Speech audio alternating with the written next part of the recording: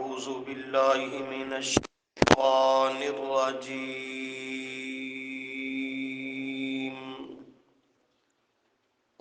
بسم الله الرحمن الرحيم.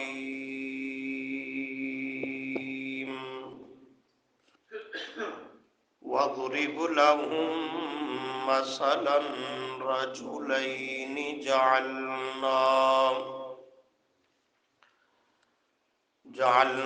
لأحدهما جنتين من أعناب وحففناهما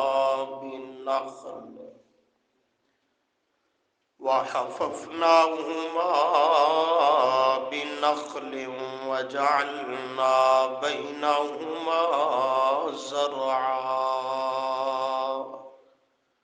صدق الله العظيم. اللهم صل على محمد وعلى آل محمد كما صليت على إبراهيم وعلى آل إبراهيم إنك حميد مجيد. اللهم بارك على محمد وعلى آل محمد كما باركت على إبراهيم وعلى آل إبراهيم إنك حميد مجيد. استغفر الله لا حول ولا قوة إلا بالله. گزشتہ سبقوں میں آپ حضرات نے مختلف مضامین سماعت فرمائے، جس میں جنت اور اہل جنت کا تذکرہ ہوا اور جہنم اور اہل جہنم کا تذکرہ بھی آیا، اور اس سے پہلے کفار مکہ کی طرف سے یہ مطالبہ کہ صحابہ کرام رضی اللہ عنہم ان غرباء فقراء مساکین کو اگر آپ اپنی مجلس اور محفل سے اٹھا دیں تو ہم بیٹھ کر آپ کی دعوت کو سننے کے لیے تیار ہیں۔ یہ مختلف مضامین بیان کرنے کے بعد آج کے سبق کی آیات میں اللہ تعالیٰ نے دو آدمیوں کا قصہ، واقعہ اور حال بیان فرمایا۔ ان میں سے ایک کافر ہے، دنیا کا مال و دولت رکھنے والا، اور دوسرا مومن موحد ہے لیکن دنیا کے اعتبار سے نادار، مفلس اور غریب ہے۔ ان دو شخصوں سے مراد کون ہے؟ اس میں مفسرین کے مختلف اقوال ہیں۔ علامہ بغوی رحمہ اللہ نے تفسیر معالم التنزیل میں دو قول ذکر کیے۔ وہ فرماتے ہیں کہ ایک قول یہ ملتا ہے کہ یہاں جو اس واقعہ میں ایک دیندار اور نیکوکار شخص کا واقعہ ہے، اس سے مراد نبی کریم صلی اللہ علیہ وسلم کے صحابی حضرت ابو سلمہ رضی اللہ تعالی عنہ ہیں، اور دوسرا جس کافر کا تذکرہ، مالدار کا تذکرہ ہے، اس سے مراد بھی مکہ کا ایک بڑا سردار کافر، وہ اسود بن عبد الاسد، یہ شخص مراد ہے۔ دونوں اہل مکہ، ایک یہ اسود بن عبد الاسد نامی کافر شخص اور دوسرا صحابی ابو سلمہ رضی اللہ تعالی عنہ، یہ ابو سلمہ وہ صحابی ہے کہ جو ام سلمہ، جو ام المؤمنین سیدہ ام سلمہ رضی اللہ عنہا میرے پیغمبر کی رفیقہ حیات ہے، ان کا پہلا شوہر وہ فوت ہو گیا، تو ان کی عدت گزارنے کے بعد اس ام سلمہ سے پھر میرے نبی نے نکاح کیا، تو یہ ام المؤمنین ام سلمہ رضی اللہ عنہا۔ اور دوسرا قول یہ ہے کہ اس سے مراد پہلی امتوں کے بنی اسرائیل کے دو آدمی ہیں، یہ دونوں سگے بھائی تھے اور دونوں رشتے کی بنیاد پر بھائی ہونے کے ساتھ ساتھ آگے تقسیم اور تفریق یہ ہے کہ ایک نیکی کی راہ چلنے والا غریب آدمی اور دوسرا بدی کی راہ باطل راہ پہ چلنے والا مالدار تھا۔ تفسیر روح المعانی میں سیدنا عبداللہ بن عباس رضی اللہ عنہما انہوں نے ایک قول نقل کیا جو زیادہ مضبوط اور راجح نظر آتا ہے۔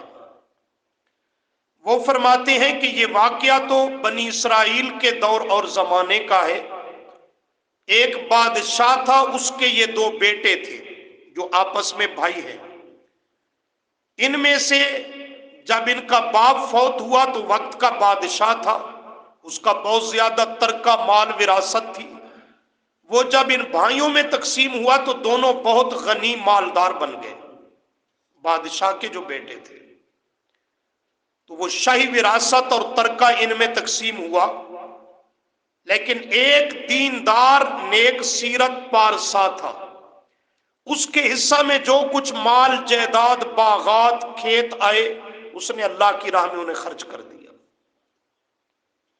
غربت کی اور فقیری کی زندگی کو اس نے پسند اور اختیار کیا۔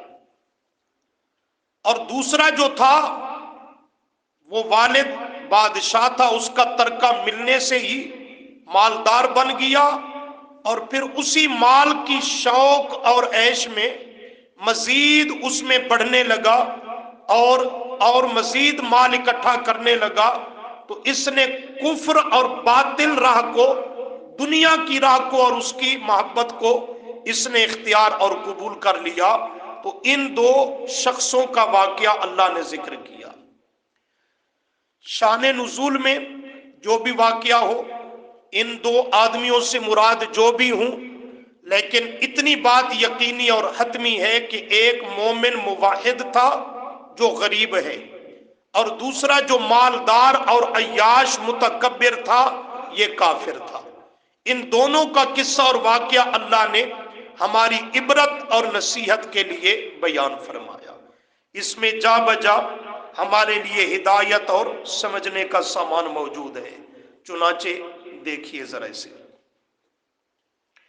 فرمایا وَضْرِبْ لَهُمْ، وَضْرِبْ اور بیان کرو میرے محبوب صلی اللہ علیہ وسلم، لَهُمْ واسطے ان کے، مثلاً حال قصہ واقعہ، رجلین دو آدمیوں کا، دو مردوں کا، کیا واقعہ ہے سنیے گا۔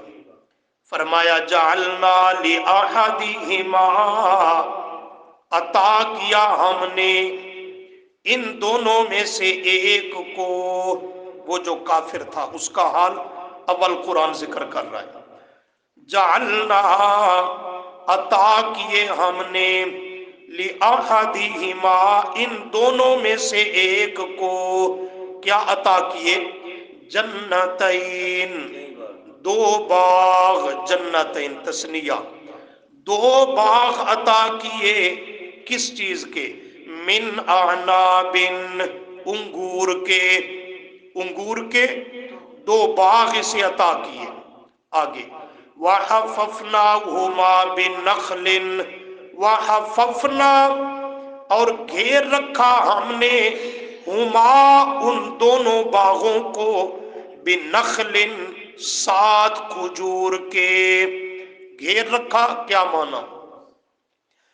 جی مفسرین فرماتے ہیں درمیان میں انگور کے 2 باغ ہیں اور ان کے اردا گرد جیسے باڑ لگی ہوتی ہے، وہ کھجور کی تنوں کی باڑ، وہ باڑ کا کام بھی دیتے ہیں اور باغ بھی کھجوروں کا اور حسن کا ذریعہ اور سبب بھی۔ وَحَفَفْنَاهُمَا بِنَخْلٍ، اور گھیر رکھا ہم نے ان دونوں انگوروں کے باغوں کو، بِنَخْلٍ، 7 کھجور کے باغ، اس کی باڑ کے ذریعے، درمیان میں 2 باغ کس کے؟ انگور کے، اور اردا گرد حصار اور باڑ کے طور پر کھجور کا باغ۔ اللہ کریم فرماتے ہیں درمیان میں 2 باغ انگوروں کے، 2 کیسے؟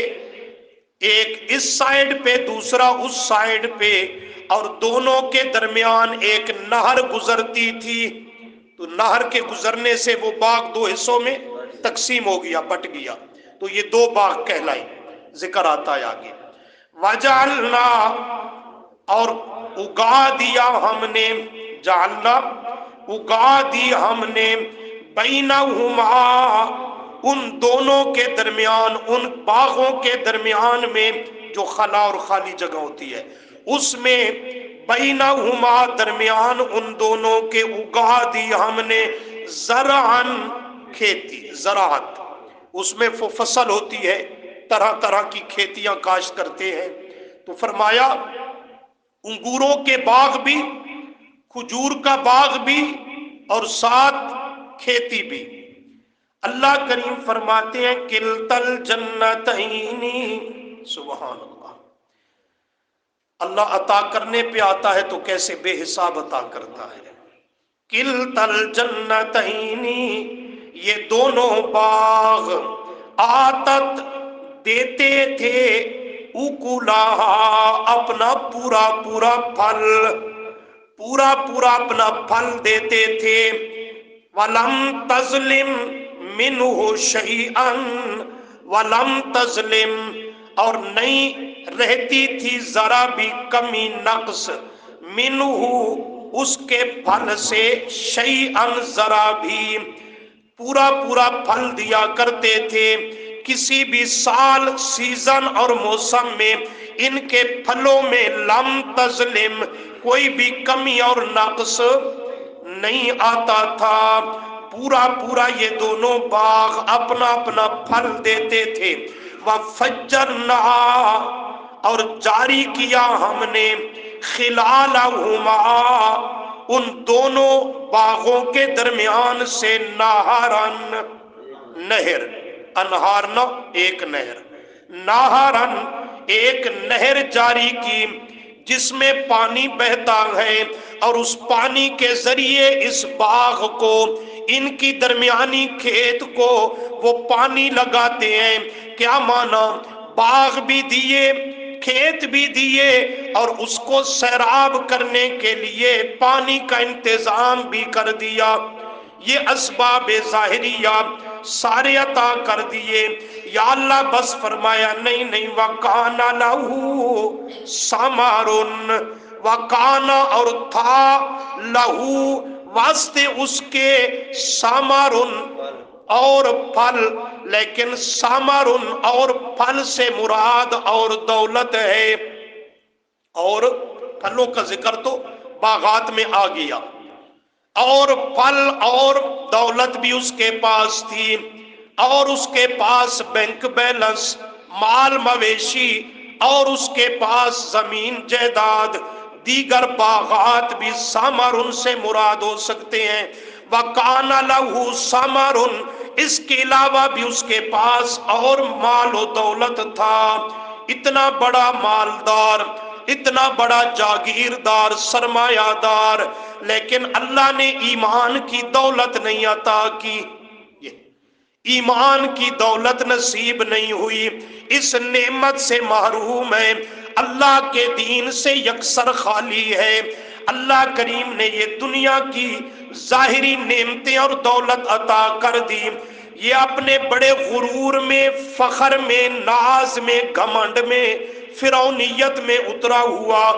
فقالا، پس کہنے لگا، پس کہا، لصاحبہ، اپنے اس ساتھی کو، سگا بھائی تھا یا اور کوئی قرابت دار تھا، تعلق رکھنے والا، کہنے لگا لصاحبہ، اپنے اس ساتھی کو، وَهُوَ يُحَاوِرُهُ، درا حال ہے کہ وہ گفتگو کر رہا تھا اس اپنے ساتھی سے، باتیں کر رہا تھا.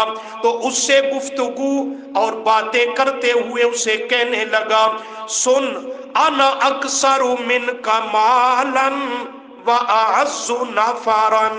سنیے گا جملہ، اس غریب مومن موحد اپنے ساتھی سے کہتا ہے، ہر وقت دین دین کی باتیں کرتا ہے، ایمان اخلاص کی باتیں کرتا ہے، اللہ کی عبادت کی، تقوی کی باتیں کرتا ہے کیا تیرے پاس؟ تجھے تیری دینداری نے کیا دیا، کیا نہیں دیا؟ اپنی حالت تو دیکھ. اور مجھے کہتا اور سمجھاتا ہے کہ تو کفر کی راہ کو چھوڑ دے، تیرا طریقہ باطل ہے، تیرا عقیدہ کفریہ ہے، تو باطل اور نافرمانی کی راہ پر ہے. مجھے سمجھانے والے، ذرا اپنی حالت کو بھی دیکھ اور میری شان بھی دیکھ. یہ کافر ہمیشہ اس دھوکے میں رہا کہ میرے پاس دنیا کی نعمتوں کی فراوانی اور بہتات ہے، تو مقصد ہے میں درست راستے پر ہوں، حق پر ہوں. اگر باطل راہ پہ ہوتا تو یہ دنیا کی فراوانی، دنیا کا مال و اسباب، اس کا میرے ہاتھ میں ہونا، یہ شاید اللہ کی رضا کی علامت سمجھ بیٹھا ہے. تو یہ بھی کہتا ہے، مجھے سمجھاتا ہے، مجھے مسائل سناتا ہے، مجھے راہ راست پہ لانے کی کوشش کرتا ہے. اپنی غربت افلاس کو بھی دیکھ اور میری حالت بھی دیکھ. میں کون ہوں؟ انا اکثر منک مالا. آنا کیا مانا ہوگا؟ میں. آنا میں، یہ میں تکبر ہے. انسان کو میں زیب نہیں دیتی. آنا میں، میرا گھر، میرا مال، میں نہیں. یہ میں تکبر ہے. یہ صرف اللہ کی شان کو مناسب ہے. بندے کو میں کرنے کی اجازت اور اس کے لائق نہیں ہے. اسے عاجزی زیب دیتی ہے، اور عاجزی اور تواضع میں اللہ نے اس کی شان اور عظمت کو رکھا ہے. کہتا ہے آنا میں، اکثر بہت زیادہ ہوں، بہت زیادہ ہوں، من کا تجھ سے، من کا تجھ سے، مالن ازروئے مال کے، مال و دولت کے اعتبار سے، آنا اکثر من کا، میں تجھ سے بہت زیادہ ہوں. اکثر، کثرت میرے پاس ہے، قلت تیرے پاس ہے. میرے پاس مال کی کثرت ہے، فراوانی ہے، بہت زیادہ ہوں تجھ سے، مالن ازروئے مال کے، وَأَعَزُّ، اور میں غلبے والا ہوں، اعزو غالب ہوں تجھ سے، ازرون نافارن افراد کے، نافارن نفری کے لحاظ سے، اس میں اولاد بھی شامل ہے، وہ بھی افرادی قوت ہے والدین کے لیے، دوست یار بھی شامل ہیں، اور اس میں اپنا گروہ پارٹی جتھا وہ بھی شامل ہے. میرے پاس مال و دولت کی طاقت بھی تجھ سے بہت زیادہ ہے، اور افراد کی لو لشکر اور افرادی قوت وہ بھی میرے پاس تجھ سے بہت بڑھ کر ہے. تو خود فیصلہ کر کے بہتر میں ہوا یا تو ہوا. یہ انا اکثر منک مالا، میں بہت زیادہ ہوں تجھ سے، مالن ازروئے باعتبار مال کے، واعز، اور بہت زیادہ غالب ہوں، نافارن تجھ سے، باعتبار افرادی قوت کے. ظاہر ہے مالداروں کی لوگ سلامی کرتے ہیں، اس کے چاہنے والے زیادہ تھے، غریبوں کو کون پوچھتا ہے.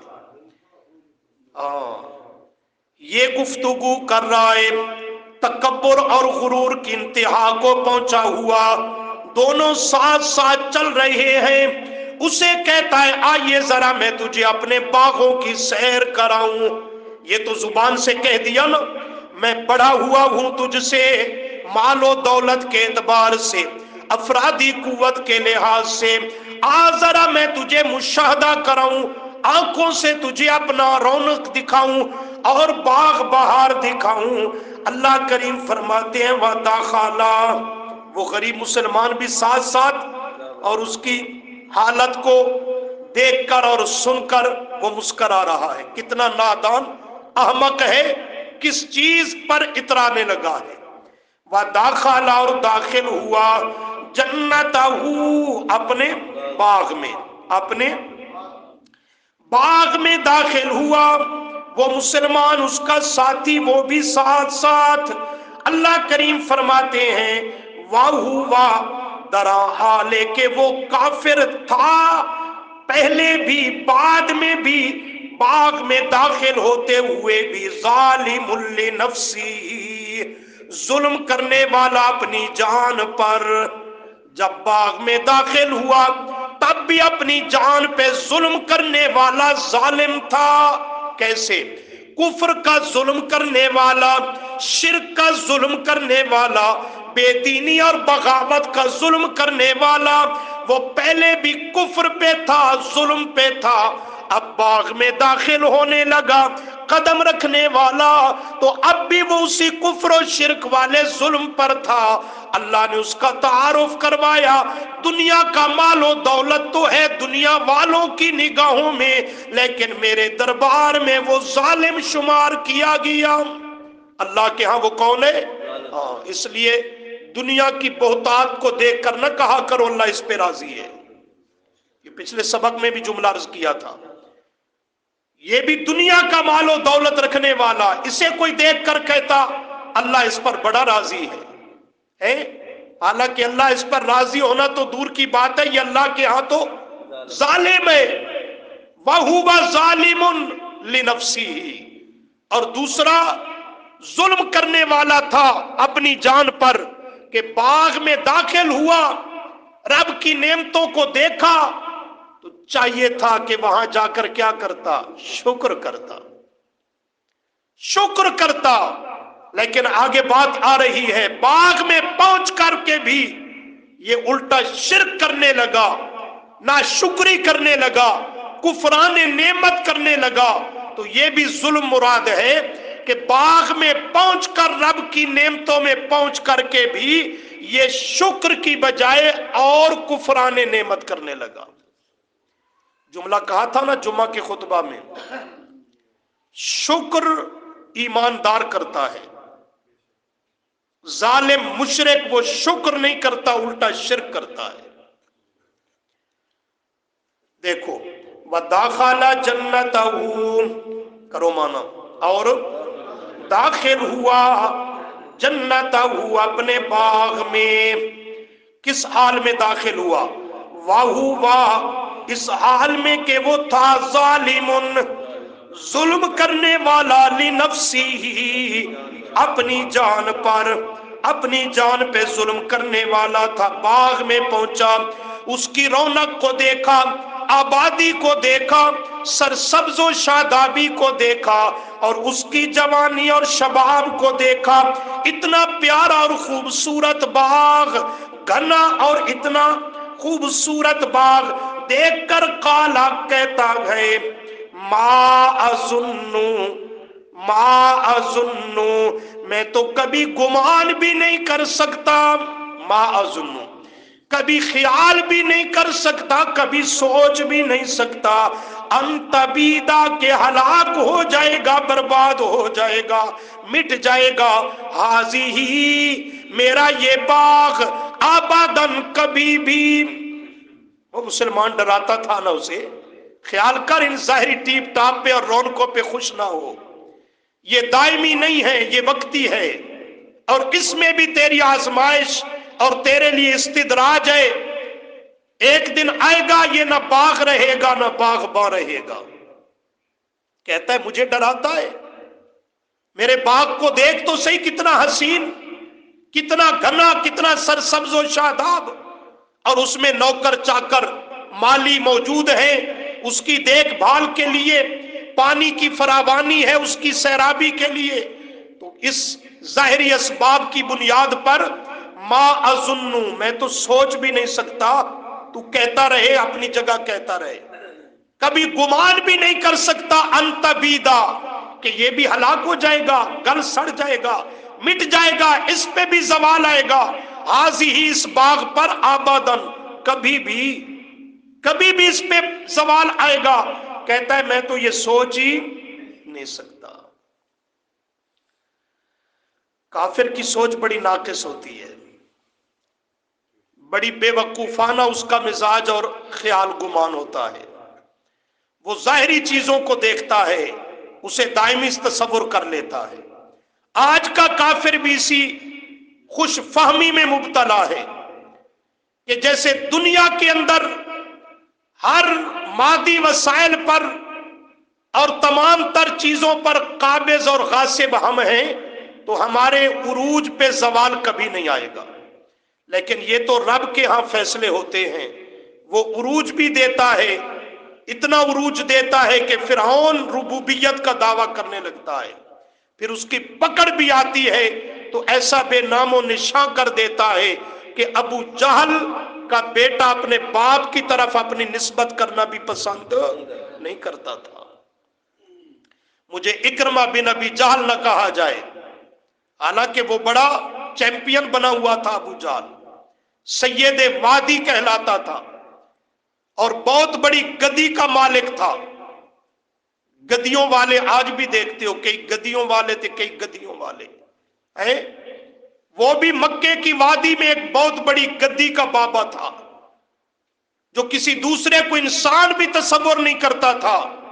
آج میرے رب نے اسے ایسا ان شانیہ کا ہول ابتر بے نام و نشاں کر دیا، سکا سلبی بیٹا۔ کہتا ہے مجھے اکرمہ بن ابی جہل نہ کہا جائے، میرا باپ بڑا بدبخت تھا، میں اس کی طرف اپنی نسبت بھی پسند نہیں کرتا، کیا کہا جائے؟ کہتا ہے مجھے اکرمہ بن اسلام کہا جائے۔ باپ کی طرف بیٹا بھی نسبت کو پسند نہیں کرتا۔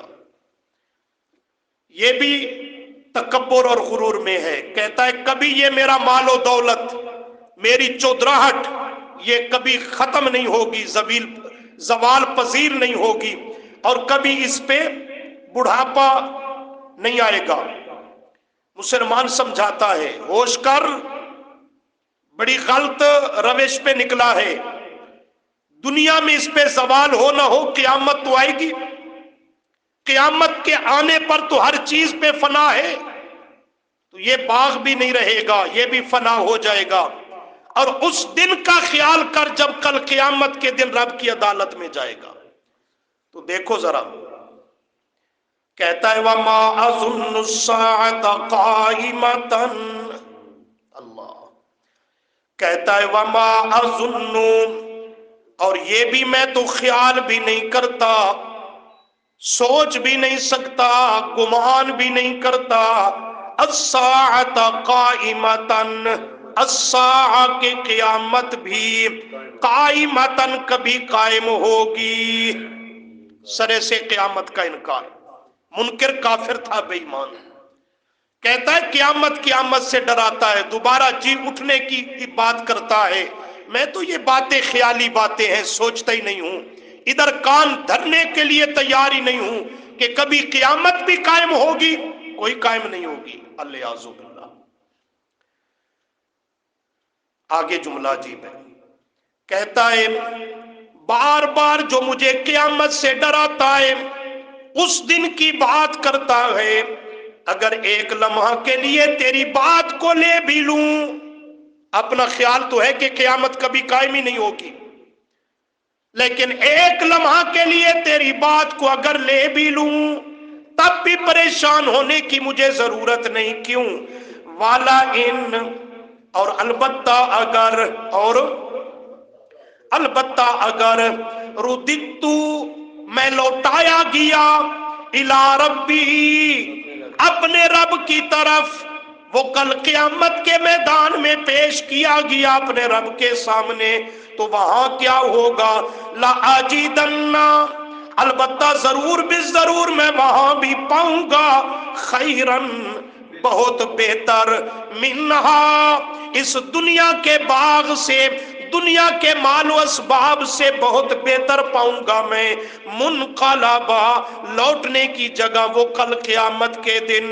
دنیا میں میرا جس طرح باغ ہے، مال و دولت ہے، اگر قیامت قائم ہوئی بھی صحیح تو وہاں کل قیامت کے دن بھی اس سے بہتر میں مال و دولت بھی پاؤں گا، اس سے بہتر گھنے اور خوبصورت باغ بھی پاؤں گا۔ آتا ویکھو تے دعوے بھی ویکھو، آتا بھی ویکھو تے دعوے بھی ویکھو۔ کہتا ہے مفسرین نے عجیب جملہ لکھا، یہ تھا نا مشرک، کون تھا؟ وہ شروع میں سنایو، مشرک تھا، یہ کہتا ہے جن بابوں کی، پیروں کی، بزرگوں کی دنیا میں مجھ پر نظر کرم ہوئی کہ میں اتنا بڑا مالدار بن گیا، اتنے بڑے ہرے بھرے گھنے باغات کا مالک بن گیا، قیامت اول تو قائم ہی کوئی نہیں ہونی، اگر ہوئی بھی صحیح تو وہاں بھی یہ بابے مجھے سب کچھ دلوائیں گے۔ یہ اصل مشرک کا عقیدہ یہ ہوتا ہے، قیامت کے دن اللہ کی پکڑ سے چھڑائیں گے، جہنم سے بچا کر جنت میں لے جائیں گے، پتہ نہیں خود کہاں ہوں گے۔ جنہیں آج تو نے پہنچی ہوئی سرکاریں بنایا ہے نا، جنہاں دا نہ کوئی آگ تے نہ پیچھے، نہ سار تے نہ پاؤں، نہ ایمان تے نہ عقیدہ، کوئی کسی رافضی بابے کو پوج رہا ہے تے کوئی کسی اور مشرک بابے کو ولی سمجھ کے پوج رہا ہے۔ یہ بابے پتہ نہیں خود کس کنارے اور ٹھکانے پہ ہوں گے، تو خود خوش فہمی میں مبتلا ہے کہ میرے کل قیامت کے دن کام آئیں گے اور اللہ کی پکڑ سے چھڑائیں گے۔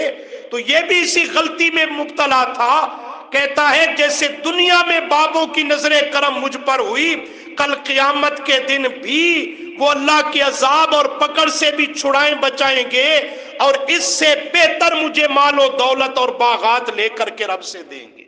یہ کل کا مشرک بھی اسی غلطی میں تھا، اور آج کا مشرک بھی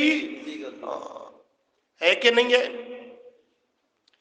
اسے بھی کبھی کہو نماز پڑھا کر، روزہ رکھا کر، عمل عبادت کیا کر، ویسے مشرک کو یہ کہنا نہیں چاہیے، اسے پہلے ایمان کی دعوت دینی چاہیے۔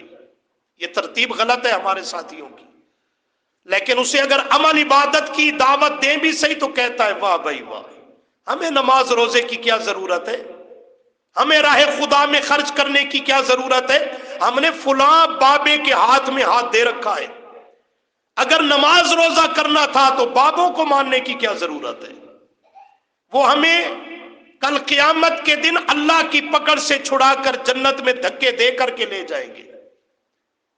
ایسے ہی کہتا ہے نا،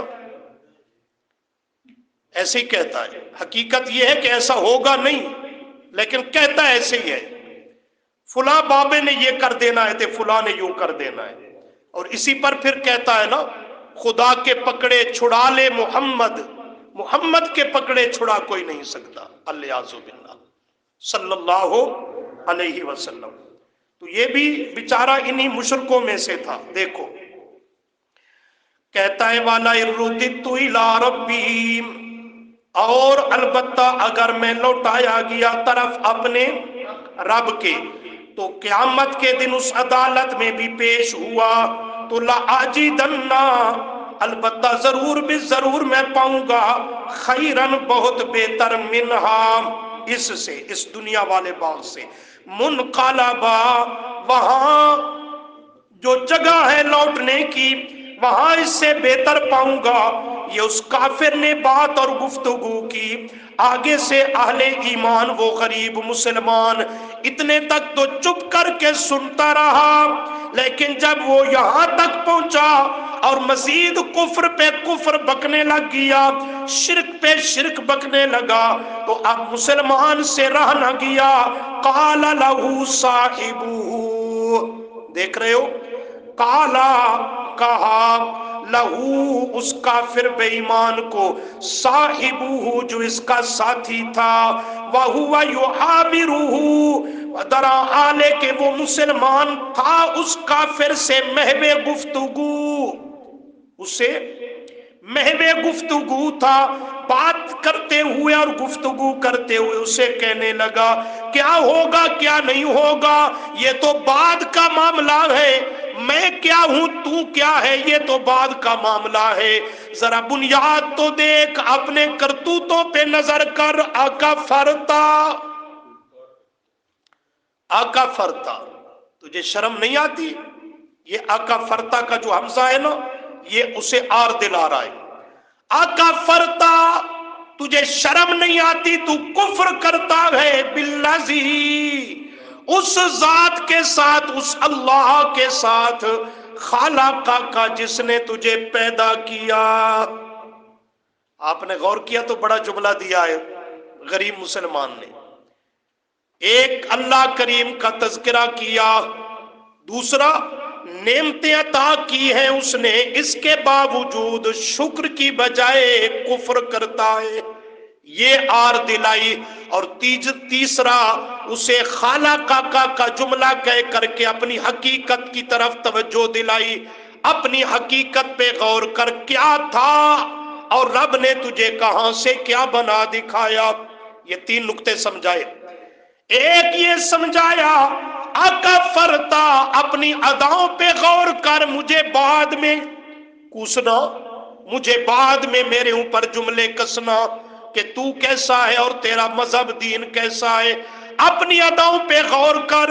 نمبر دو، جس نے تجھے نعمتیں عطا کی ہے اس کے ساتھ تیرا رویہ اور وتیرہ کیا ہے، شکر کی بجائے کفر کرتا ہے بدبختہ، ذرا اپنی اس حالت پہ غور کر۔ اور تیسرا اپنی حقیقت پہ غور کر، تجھے یہ تکبر، غرور، اترانا، یہ فرعونیت تجھے زیب، میں کرنا تجھے زیب ہی دیتی ہے کہ نہیں؟ خالق کا تو ہے تو ایک گندے پانی کے قطرے سے پیدا کیا ہوا۔ بڑا قیمتی اور جامع جملہ دیا۔ آقا فرتا، کیا تو کفر کرتا ہے؟ تجھے شرم نہیں آتی باللذی، اور کفر بھی کرتا ہے اس ذات کے ساتھ خالق کا جس نے تجھے پیدا کیا، جس نے تجھے، اس کی حقیقت بھی اس میں آ گئی اور اللہ کے احسان کا ذکر بھی اس میں۔ حدیث پاک میں بھی آتا ہے، ایک صحابی نے پوچھا اللہ کے محبوب صلی اللہ علیہ وسلم سب سے بڑا گناہ اور جرم کون سا ہے؟ سنیے گا جملہ، سب سے بڑا گناہ اور جرم کون سا ہے؟ نبی علیہ السلام نے فرمایا اے میرے صحابی، پوچھنے والے سائل، سب سے بڑا گناہ اور جرم کیا ہے؟ فرمایا سن، ان تجعل للہ ندا وَهُوَ خَلَقَكَ۔ یہاں بھی ہے اکفرت بالذی خلقک۔ آپ نے فرمایا سب سے بڑا گناہ اور جرم یہ ہے ان تجعل، کہ تو بنائے، للہ اللہ کریم کے لیے، ندن شریک، اللہ کے ساتھ کیا بنائے؟ شریک بنائے، شرک کرے۔ وَهُوَ خَلَقَكَ، حالانکہ تجھے پیدا کرنے والا اللہ ہے، وہ اللہ جس کے ساتھ تو شرک کرنے لگا ہے۔ کیا مانا؟ سب سے بڑا گناہ اور جرم یہ ہے، اکبر الکبائر، ظلم عظیم، رب کی نافرمانی اور بغاوت اور غداری یہ ہے کہ اللہ کریم پیدا کرے اور یہ پیدا ہونے کے بعد، ہوش سنبھالنے کے بعد، اسی اپنے خالق کے ساتھ اور ہستیوں کو اٹھا اٹھا کے شریک بنانے لگے۔ اس سے بڑا نمک حرام کوئی نہیں ہو سکتا۔ مشرک کائنات میں سب سے بڑا اللہ کا نمک حرام ہے، اس سے بڑا نمک حرام کوئی نہیں ہوتا۔ کہ پیدا تو کیا کس نے؟ بولو تو، پیدا تو کیا کس نے؟ یہ ماتھا پیشانی کس نے بنائی؟ اور جھکاتا ہے کبھی گھوڑے تازیے تابوت کے سامنے، کبھی کسی باب بزرگ کے سامنے، کبھی کسی قبر مزار کے سامنے۔ اس سے بڑی نمک حرامی اور کیا ہوگی؟ زبان تو پیدا کی اور عطا کی کس نے؟ جملہ تو تلخ ہے لیکن حقیقت یہی ہے، زبان تو اللہ نے پیدا کی اور عطا کی، لیکن اس زبان کے ذریعے پکار کرے غیر خدا کی، یہ نمک حلالی ہوگی؟ اس زبان کے ذریعے اللہ کے علاوہ پکار کرے، کبھی یا رسول اللہ مدد، کبھی یا علی مدد، کبھی یا پیران پیر مدد، کبھی یا فلاں بابا دستگیر مدد، کبھی یا پنجتن پاک مدد، یہ پنج تنی بن کے پھرتا ہے۔ اللہ کریم کی نے زبان عطا کی، یہ اسی زبان کے ذریعے اللہ کی غیرت کو للکارتا ہے، غیر خدا کی سور و پکار کرتا ہے۔ اس سے بڑی نمک حرامی اور اللہ، سمجھ رہے نہیں سمجھ رہے؟ بھینس تو پیدا کی کس نے؟ گائے پیدا کی کس نے؟ بکری اور بھیڑ پیدا کی کس نے؟ یہ مادہ جانور دودھ دینے والی، یہ پیدا بھی اللہ نے کی، ہماری ملک میں بھی اللہ نے دے دی، اور اس سے اس کے تھنوں سے دودھ بھی اتارنے اور تیرے برتن میں پہنچانے والا کون؟ کون؟